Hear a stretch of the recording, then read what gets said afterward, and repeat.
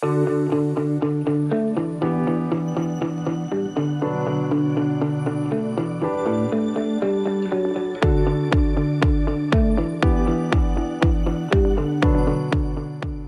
welcome everybody to another episode of PDs at SEA. We have a real treat here today. We have one of the newest program directors in the New York City metropolitan area, Dr. Erik Romanelli. If I'm wrong, Erik, you can correct me. He did his training for medical school at Tulane, went to Montefiore for his residency training, down to Columbia for a year in obstetric anesthesiology fellowship, and is back at Monty and is now taking over as the new program director. Welcome, Erik. Thank you for having me. Thank you. And then Dr. Adam Levine, I believe, and you can correct me, is the longest serving residency program director in the United States. He is a Mount Sinai lifer, did his medical school at Mount Sinai, then did his intern year in residency at Mount Sinai, and took over the residency training program over 2 decades ago. Full disclosure, he's also my friend, mentor, role model, and former program director. Thank you, Adam. Thank you, Brian, and thanks for inviting me to this podcast. I really do appreciate it. A couple of corrections. I took over the program nearly 3 decades ago, since 1996. Outstanding. So I'm actually going to stay quiet and stay in the background. We wanted this opportunity for those of you looking to be residency program directors or starting out to get some advice from someone who's not only long-serving, but who is also arguably the best in the business. So Dr. Romanelli has prepared some questions and is going to get insight from Dr. Adam Levine about the game. Thanks, guys. Go right ahead. Thank you. Great. All right. So being a new PD myself, I thought I would ask you first about starting out in the role. I realize by my mathematics, I guess you've been doing this for about 27 years since you stepped into the PD role. Correct. With all the experience you've had as a PD, I'm certain you have invaluable advice for almost anyone, whether they're aspiring to the role or newly coming into it, or you're on autopilot like Dr. Mahoney, or maybe you're a PD who is starting to wind down. So looking back, say on when you first started, is there any piece of advice that you got in your first years as program director that made a difference in helping you adapt to the role?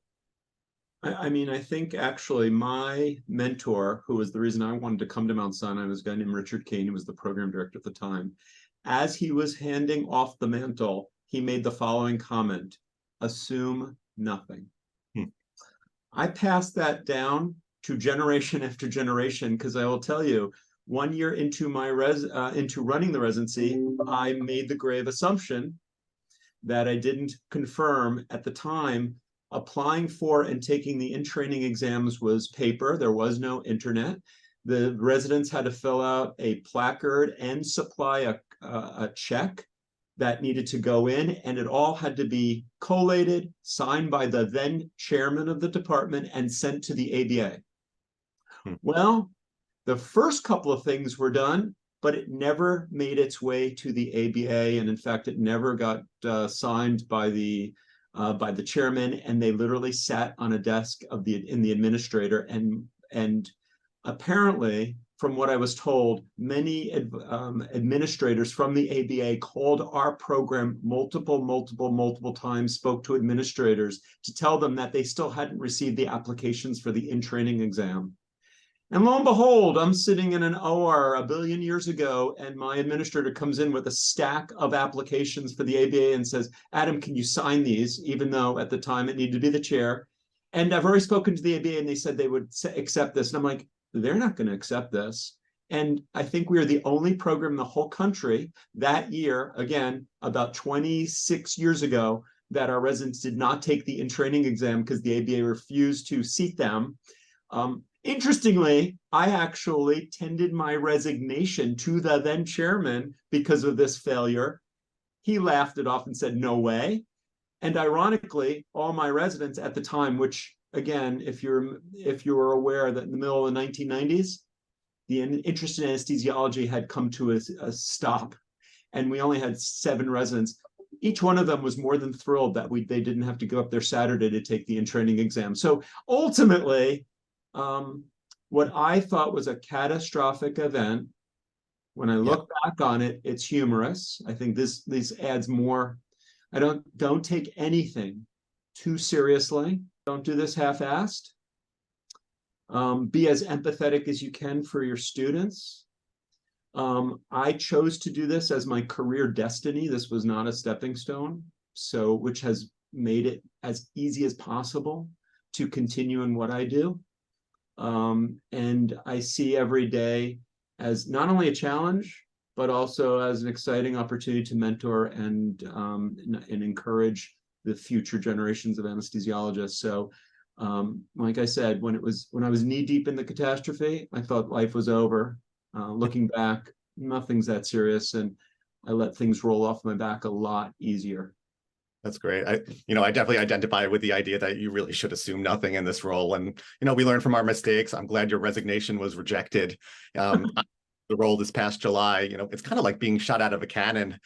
You think of the sheer bulk of requirements for the program director. For me, there was this immediate weight of it all. Like all of a sudden, I'm responsible for the educational experience, the physical and mental well-being, the professional development of these 70 residents. And I throw in kind of what I'm seeing in retrospect was hopefully a healthy dose of imposter syndrome too. I think about what I could have done to prepare for the role, and perhaps there is little that you could really do to prepare for it. You just have to go in with a confident attitude, and I'm not shy about asking for help when I'm out of my depths. So again, I thank you for that. I surmise you've seen a lot, over the course of your tenure, and you've witnessed the evolution of different generation learning styles. Technology's changed, with the advent of social media. I'll hone in first about just like resident attitudes towards training. Have you found that, say, the expectations and career aspirations of your incoming residents, that it's changed over time in any way? Well, some of it might be true.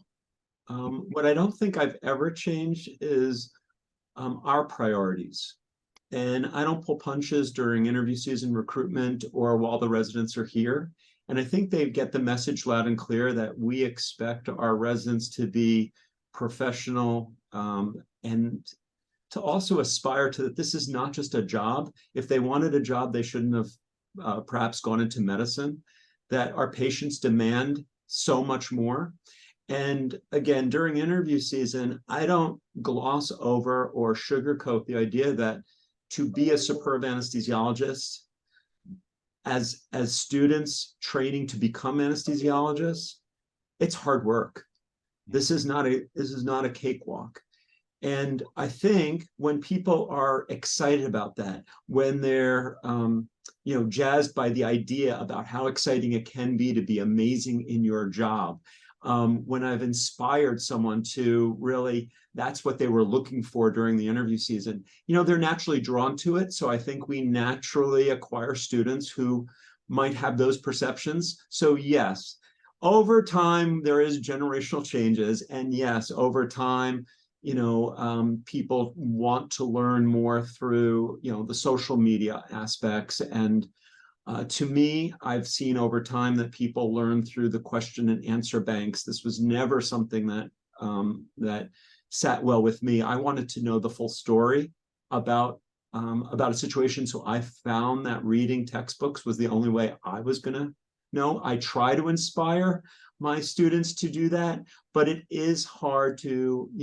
redirect. And I certainly don't want to micromanage someone's, own learning style that has, for all intents and purposes, worked for them because they've really have risen to the cream of the crop in their generation. It's hard to retool what has worked for them. I imagine when this podcast gets released, we're going to be in the thick of recruitment season.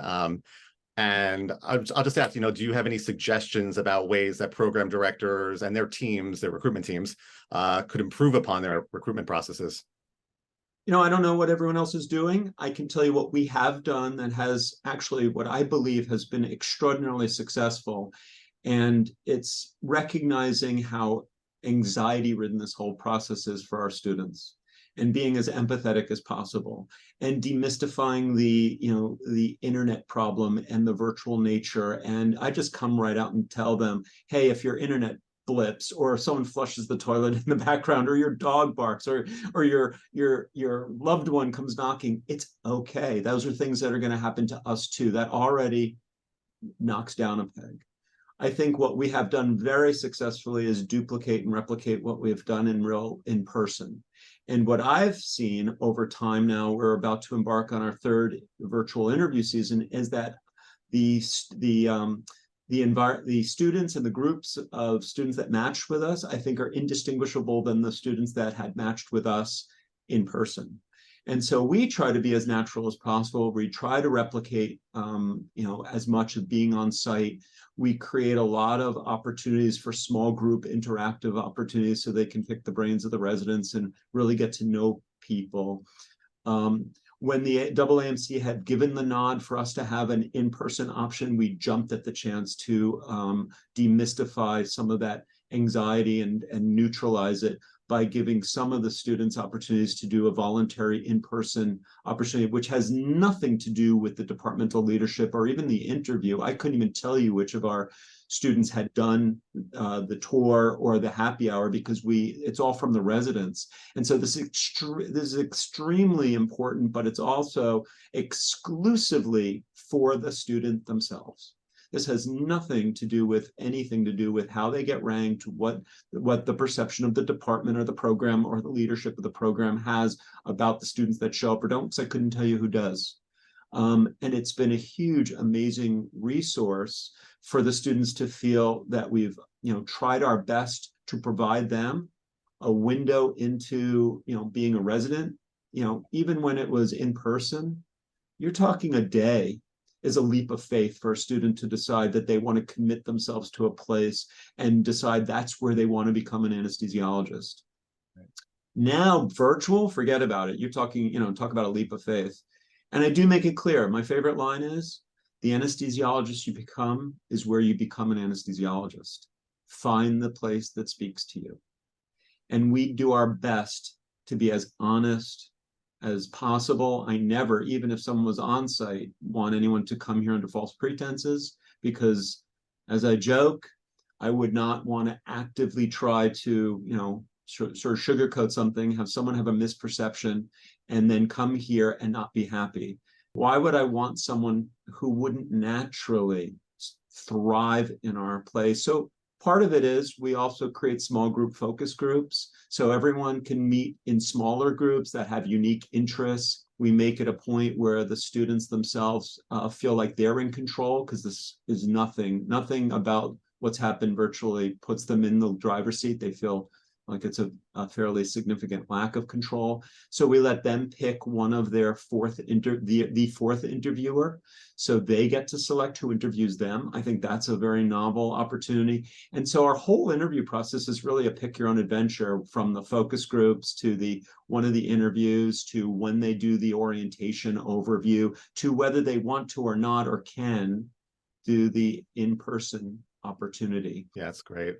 I do know that Sinai seems to do a great job of identifying their own medical students who ultimately, after even finishing residency, then even decide to stay on as faculty. Now, would you say it's probably a component of many things, but do you think it's because of the residency program itself? I know you create a culture of family, or do you think you found some kind of secret ingredient, maybe some identifiable trait in the medical students that you're recruiting that points to a greater likelihood that they might stay on, eventually be retained as faculty? I think we're all motivated to get residents to their respective fellowships or geographic locations, but identifying folks where it's an easy mutual decision that they want to stay and you definitely want them to stay on, it's definitely a bonus. So is that something that you're trying to identify, or it just develops organically during the course of residency?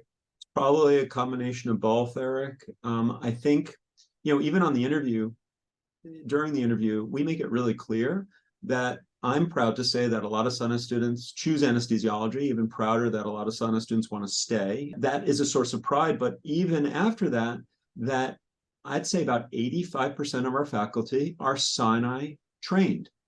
And whether they leave and go have a fellowship and then come back to us, which happens fairly frequently, or they leave, go into private practice or go elsewhere and return, that also happens naturally. So when I make it clear to the student, and I think they find this also empowering, because we start working on their careers from day one of their residency. In addition, we also make it clear that we're not just sitting down with them to interview students where we believe they're going to be a exchangeable cog for 4 years, but that the likelihood is that we're sitting down to talk with their careers, and that the likelihood is that they will stay on as faculty. We create an environment where, as students and residents, they feel welcomed, nurtured, and feel like colleagues. So it's like a natural progression to stay as colleagues. 30 years ago, 26 years ago, 20 years ago, 15 years ago, I was accused of coddling our residents. That term coddling now is called wellness. Honestly, I always felt more aligned with the residents than the faculty, even to this day. They keep me youthful. It's shocking to me that I just turned 60 in April, and I don't see an end in sight in wanting to do this residency.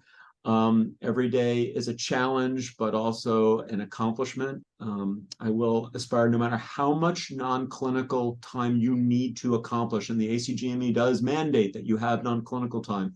Never lose sight that you're a clinical anesthesiologist, because you want people to emulate you. And it would be talk about hypocrisy if I was recruiting students to be superb clinical anesthesiologists and I didn't find myself in the operating room showing them that I myself can still pull off this, an amazing awake intubation, or the most challenging of case, or the most difficult of sticks, or thinking through a differential. I think that's all the part of the role modeling, which creates the culture, which then creates the environment where people want to show up and then stay. Now, I know you're a humble guy. You must know that you yourself, being in the PD role at Sinai, and your reputation, it's a considerable draw for your program. I'd probably say, your impressive 27-year tenure, it's something that many of us aspire to. So I'll ask, what do you think have been the critical contributing factors to your long tenure as program director? I think this was my destiny. I was just very fortunate. So I had I guess it gets back to, listen, no one goes this alone. And it's a team sport. And I had great modeling myself and great mentorship. And I was fortunate to have recognized it. And I think people need to, like any student that's being recruited, or even faculty that are looking for positions to join, find the people that speak to you, and likely you're going to find the next set, the mentor or mentors that are about to, alter or have significant impact on your career. So that I was very fortunate to have selected Mount Sinai, just from the cultural aspect of being a student, interviewing for medical schools. It just, for whatever reason, the place felt different and right. And I had no intention of doing anesthesiology like most students, but I was fortunate enough that Sinai had a required rotation in anesthesiology, and even more fortunate enough to let it seep inside me. And I recognized that that was my true calling. And even more fortunate to make an appointment with the then program director, who inspired me. I saw in him, he was the ultimate resident advocate and educator. And I knew that Richard was going to be my mentor. I chose wisely. I came to Mount Sinai. I was fortunate enough to have been selected as one of the chief residents, which gave me insight into my next opportunity, which was, I liked problem solving not only in the operating room, but outside the operating room. And I really was given the opportunity to be that true resident, faculty, advocate, liaison. My opinions mattered. I was asked to problem solve, which I did. And I saw that my next sort of epiphany was that I wanted to work in the residency. And I remember that fateful day that I met with Rich and said, I want to be your assistant. He was kept his cards close to his chest. I didn't know what that meant. I thought maybe, well, my gosh, he must think I want his job, and I'm going to steal his job. Well, little did I know 3 years later, I was going to take the job. And I did, and I was so well prepared, because I never really took on, there was no such thing as assistant or associate program directors, really, that wasn't a thing. And and I just had great mentorship. So it is my pride to be able to also see all the mentees become mentors over the course of my career. So I approach things as excited as I was back then. I love watching the students grow from mentees to mentors. I love watching their careers, and I do love taking care of people, whether it's for being, as going to medical school was the calling that I liked, taking care of people. Well, there's other aspects of the way to take care of people, and that's making sure that they are the best prepared doctors they can be. Encourage your students to be the best they can be. That takes lots of hard work. It doesn't just come, easily. And the reason why it takes hard work, because it's worth it. Which is also clear. I think as program directors, don't just fill with just because you want to fill with the best students. You want to fill with the students that will do their best in your program, whatever those attributes are. I do look for synergy also. And I'm probably not answering exactly why the longevity, but it means that, all of these are wins, which makes my life easy. Look for the synergy within the application where students have attributes that will thrive in your program. If you have a unique attribute, look for those students that will find that a unique opportunity, as opposed to, just looking at what your USMLE, I guess now 2 only, number is, or how far down. None of that matters. And again, have happy residents that therefore their successes will surround you with joy, and just, find joy in the difficulties. Paperwork is never pleasant. Don't go it alone. Surround yourself with a team. You can't do it alone.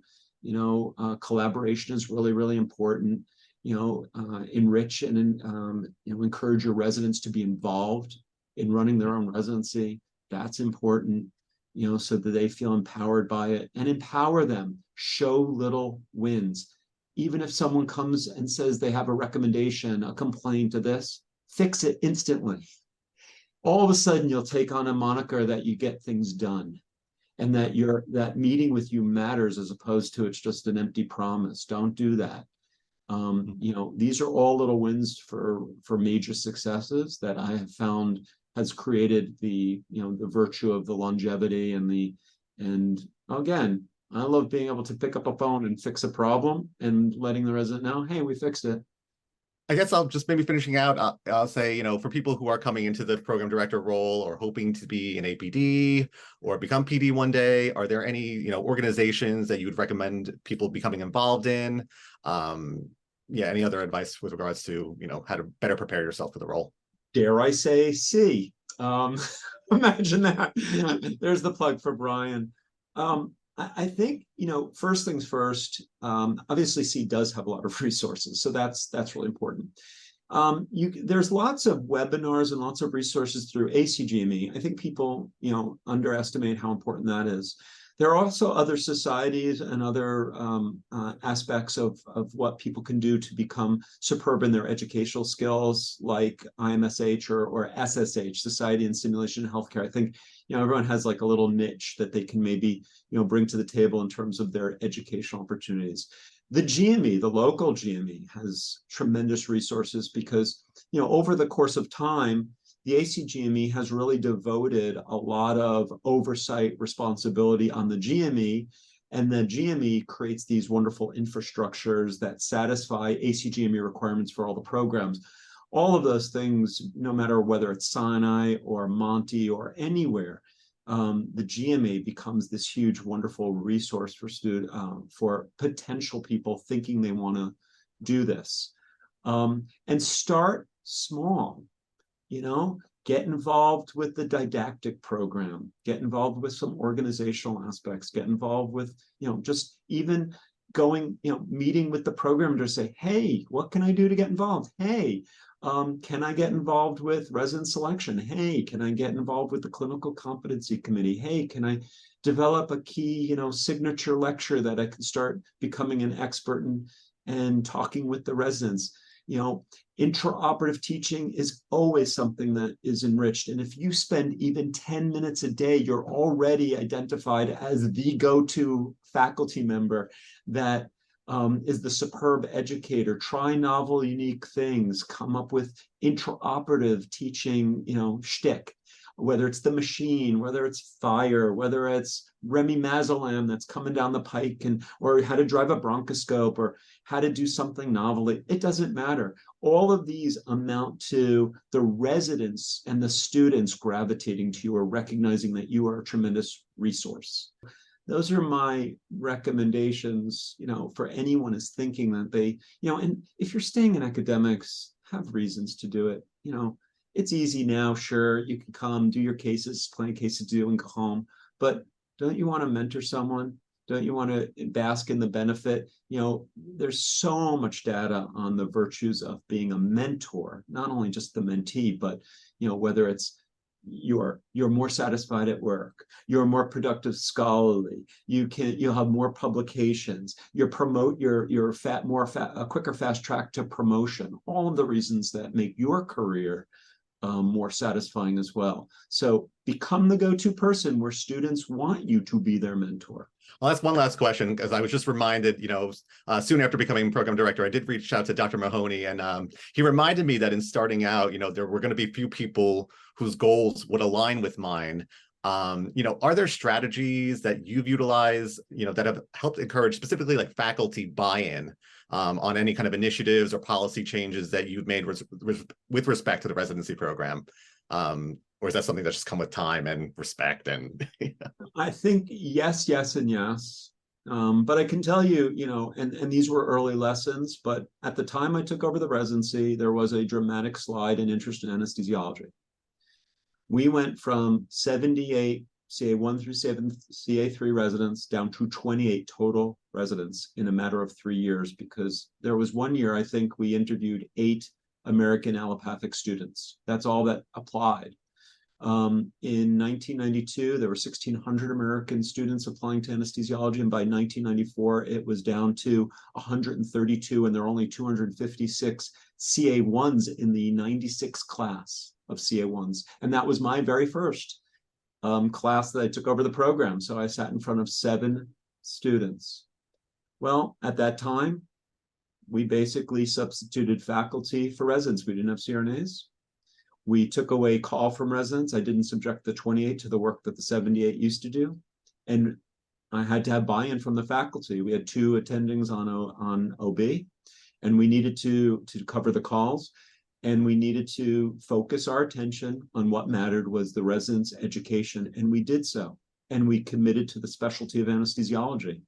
I mean, times were crazy then. People were being bribed. There was signing bonuses for anesthesiology residents. I used to have to tell students right off the bat, listen, you're not getting hotel paid, you're not getting your travel, we're not going to pay for your meals during the interview process, and we're not going to bribe you. You're not going to get a signing bonus. But what I can tell you is I'm going to take the hundreds of thousands of dollars that the other programs are bribing students to join them, and I'm going to show you, and I'm going to devote it to an educational program that you're going to want to come, not pay you to come. And then you show them, what you have to offer. And it was a natural phenomenon. And so I had to get buy-in from all of the faculty. The biggest turn was the then vice chair of clinical activities of the department. At odds, and I can still remember, my mentor was at odds between education and getting the clinical work done. When he saw the downside of anesthesiology and the loss of the residents, he also saw that the only place that we could focus our attention that was going to be the saving of the department was making sure that even if we only had 27 residents, that they were the best residents we could recruit.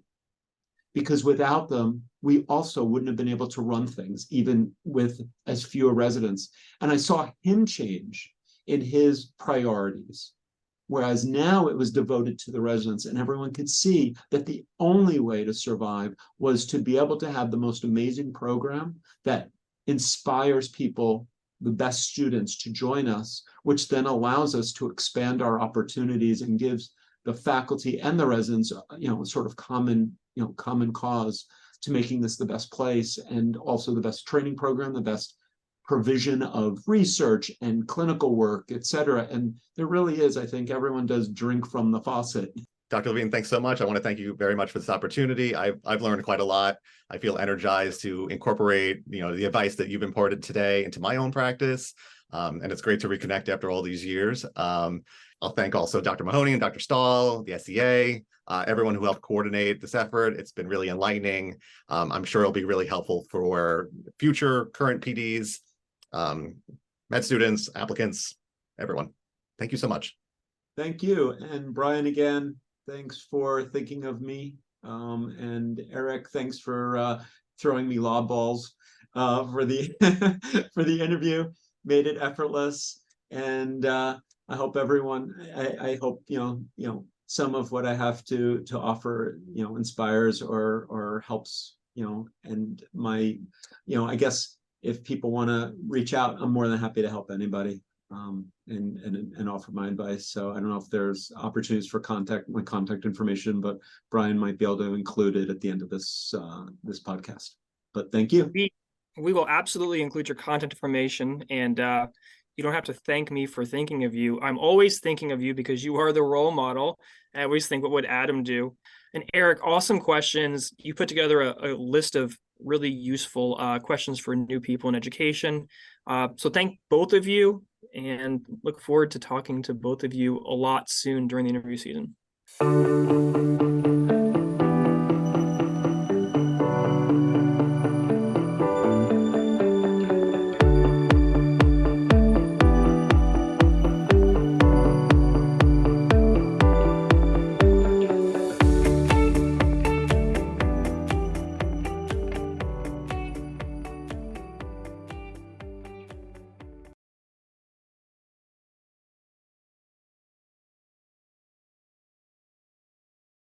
Okay, I'm cut. Awesome job. Thanks a lot, both of you. Cool. Well, did I say anything that you cringed? I'll send you the edited version. Because I will not watch it. I can't. I can't do that. It just won't happen. This was fun, Erik. Good luck in everything. I will tell you, and I didn't get into this. I think there's a whole other opportunity, maybe a panel at the SEA for educating students on how, the real problem is before COVID, if someone literally, I just asked them a few metrics of their application, I could literally pinpoint where their competitiveness was, how many applications they needed to send, what percentage they would get invited, and I could, within one, tell them how they were going to get ranked, where they were going to get matched. Yeah. At this point, I'm flying blind because medical educators at medical schools literally have taken away any ability for a student to highlight themselves. There's literally no way to stand out when we're about to be flooded with thousands of applications. And what has, in the guise of debunking, stress, has created more stress than I've ever encountered in my life from students who can't distinguish themselves in the interview process. And they can't, because there's nothing to do. Right. And so I never got there, but there is another opportunity to do a panel discussion, because I'm not even sure I have solutions really at this point. Well, you do have a solution. You have a lot of rotators, and you get to know them that way, and you recruit through your. And that's what I'm doing now too. Well, and that's what we do. But people can't do electives everywhere, and it's unfortunate, and it really has created this unintended consequence of really bad stress during this process. It was bad enough. Now it's impossible. Here's what I think we should be aspiring to, and I don't know, I haven't figured out which forum yet to attack, but why is there 2 tiers of signals? You know how much work that's created and how much anxiety that's created? Why not just give people 10 or 15 of all the same? And then I got a solution. Signals need to happen after the interview, but if you want to have it before as a surrogate to limit the number of interviews, fine, give them 15 across the board. Why make gold and silver? But then give every student 5 post-interview signals. You just know that they signaled you after the interview. Right. I agree with that. Yeah. But the thing is, the PDs don't want to do all the interviews and sift through the applications. Then we should just cap the number of interviews. The fact is that everyone's telling these poor souls that they have to apply to 70 places, and you're not eliminating the amount of work. So making the two tiers of the signals it allows you to make a first cut if you just want to use those. But why make 2 tiers? Because now everyone's stressing about how to use golds and silvers.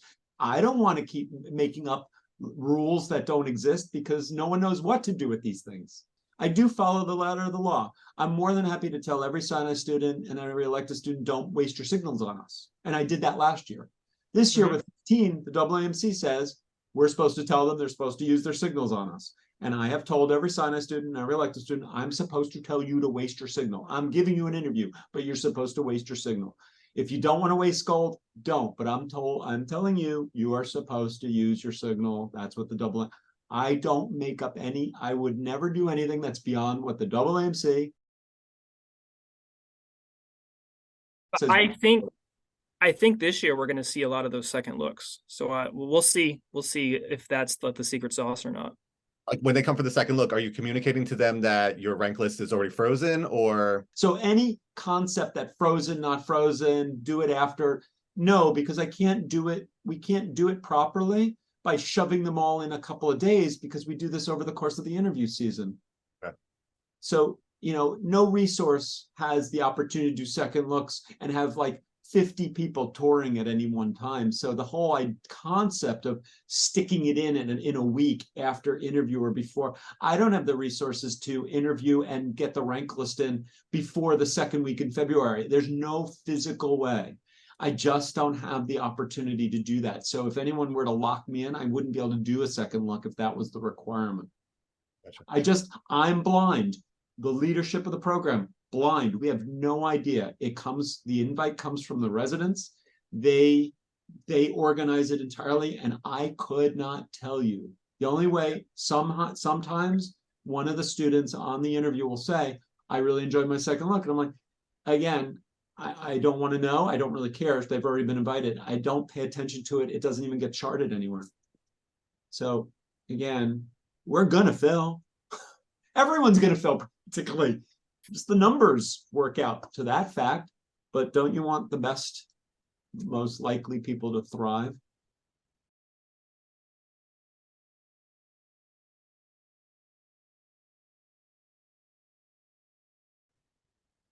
So anyway, it's going to be tough to get 30 of them, man. Is the biggest thing really just like resident case logs, or are there other like things, like, are you just like talking about other like expansions, like so yeah, so the biggest hurdle we are expanding our ambulatory footprint and our office-based footprint. It was easy to justify the educational rationale.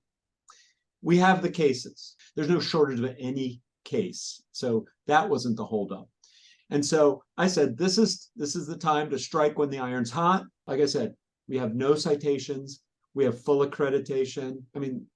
And we have no case log, anything. We meet all the metrics, and we have a legitimate rationale for the expansion. Yeah. So Adam, I meet those criteria, but like that's a big increase. Why did you want to do it? I'm thinking about it. I can think of the benefits. My coordinators can see benefits, and my chair can see benefits. What did you see as the benefit? There's a couple issues, honestly. 30 doesn't work well in a block of 13. I know that. So yes, I do know that. But 36 is ridiculous. So that's never going to happen. I wanted more flexibility in our internship for sick calls and relief and stuff on the other services that are just challenged by the fact that I'm not going to cover our own. I have that built into ours. We do too, but this would make it easier to guarantee it.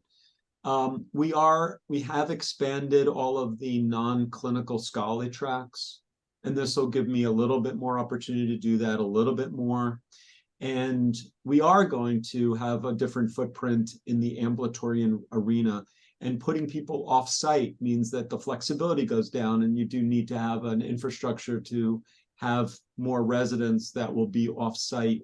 30 to me seemed like a nice hefty lift that wasn't so egregious that no one would fund it, no one would approve it, and it just seemed like the right. It's a little over 15% increase. That we went, the big lift was when we went from 18 to 24. That was a long time ago. Every time we lifted, to me, is this huge triumph, because I can still remember when we actively went down to 28, we got married to that number. And I had to scrape, and married to it was the HCFA Budgetary Act of 97, where once the cap was set, I was never allowed to increase unless we paid for it ourselves. And so this was triumphant, quite honestly, to get to this level. And quite honestly, we should probably like not take each other's time too much, but no. I think about this all the time, Adam, and what you're saying, I completely concur. But at some point, we're always filling the gaps that our department is creating for us. So you're saying, and I hear you, I want to have more time for my people on my tracks. It's the constant struggle or battle for CRNA support, more faculty sitting alone. Like, how do you navigate the fact that there's a trade-off here? So I'll give you the most important thing. I'm absolutely convinced we're one of the best places to become an anesthesiologist, and there should be centers of excellence as opposed to just approving all these places in the periphery to just have residents. So I actually think that the programs that do it best should actually be really big, and the funds should go to them, because that's the best way to salvage this specialty. And I get it. You want to be in resource deprived areas, have them train there, but no one locks and keys them there. That doesn't necessarily mean that they're going to. That's not even what I mean. I'm saying that our I get it, wants to resource deprive us and have you fill the gaps with the residency. I understand that, but that's okay. But that's where the resources lie. That's the pride of the place. I love that. We are always dependent on the residents. That's why everyone's prideful of having the best residency. That's why no one hesitates to make sure that the residents are taken good care of and that we actually care. So everyone is under that guise. That's not a mystery to everybody. So it's okay. I don't see it as a bad thing. It's not going to feel like we're so overwhelmed that no one knows anybody, or that it's too big and and unwielding to care about people's as people. I don't see that as a problem. You don't, because you and I were very close. You were my mentor. We are close. Do you think you're going to still be able to maintain those kinds of relationships with all those residents? I still want to be Adam. I still do every other Tuesday in person, my rounds. I still hang out in the ORs. I still interview absolutely every student. There's not an interview day that gets by without me interviewing and being a major part of the recruitment. That's never going to change. Thanks, guys. Honestly, if you don't mind, the last 30 minutes when we weren't quote unquote interviewing, there's some good stuff.